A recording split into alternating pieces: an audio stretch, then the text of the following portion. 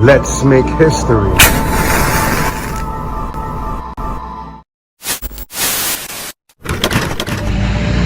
Elementary school I went to, PS 108, coincidentally, was on 108th Street at Madison Avenue. Well, between Madison and Park, between 108th and 109th Street, sandwiched between each side of Lehman Projects. This is the area I grew up in. Very proud of it. In El Barrio, East Harlem, Spanish Harlem. Not far from the borderline of the West Side, which is a block over on 5th Avenue. And that's where I actually lived. This thing changed the face of society. I'm not there now. I live in Brooklyn nowadays, but the elementary school I went to was in the 80s, and during that time was the time when the crack in New York City was really beginning to blossom, for lack of a better term, because it was bringing the people, many people in the community down. I'm talking about dragging families, tearing families apart, you know, dragging the community through the dirt. But on the flip side of that, you had a lot of people who were making a lot of money off of the crack in the neighborhood. Check out my video on 110th in Madison. I speak about how when I was even smaller in kindergarten, there was the heroin that had Lexington Avenue just ravished with dope fiends. Now on Madison Avenue, it was the crack.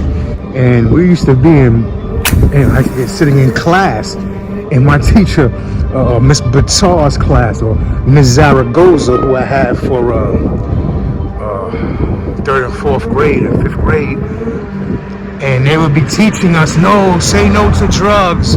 It was a huge campaign, say no to drugs. And they had us drawing these miniature posters with crack vials and little demons and devils inside the crack vials, or like tombstones in the crack vials, and then putting in graffiti letters, crack kills, things of that nature.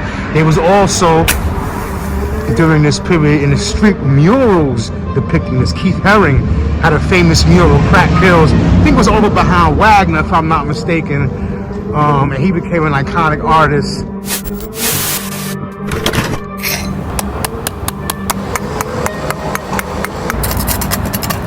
For 4 years, they've been redoing the highway and the park, and it's been wrapped up in plastic, and now it's uncovered. There's a bit of damage, so I'm scraping it down, filling it, and repainting it. The original painting was done in 1986 by Keith Haring.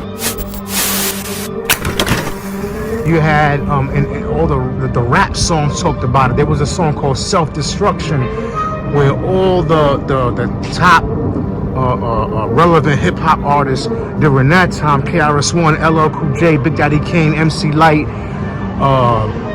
etc., they were all on a song together trying to persuade the communities, basically the hoods in New York City, to, you know, pipe down on the crack selling activity in the neighborhood, because though people were becoming rich off of this, at the same time many people not only were getting strung out on drugs and decimating families, but the murder rate was just through the roof. And it's wild because I distinctly remember as a kid walking past 109th and Madison, and the guys out there selling crack would be humming and singing the song Self-Destruction. In my head as a kid, I'm like, bro, they talking about you.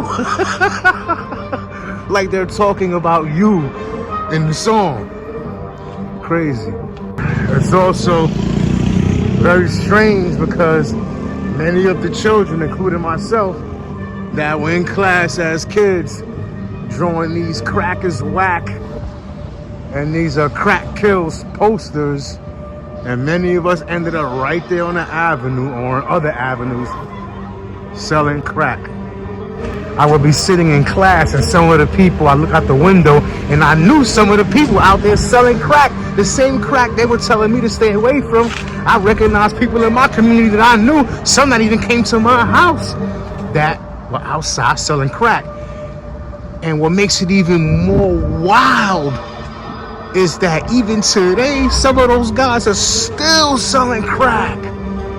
Go figure. But hey, as they say, you can't knock a hustle.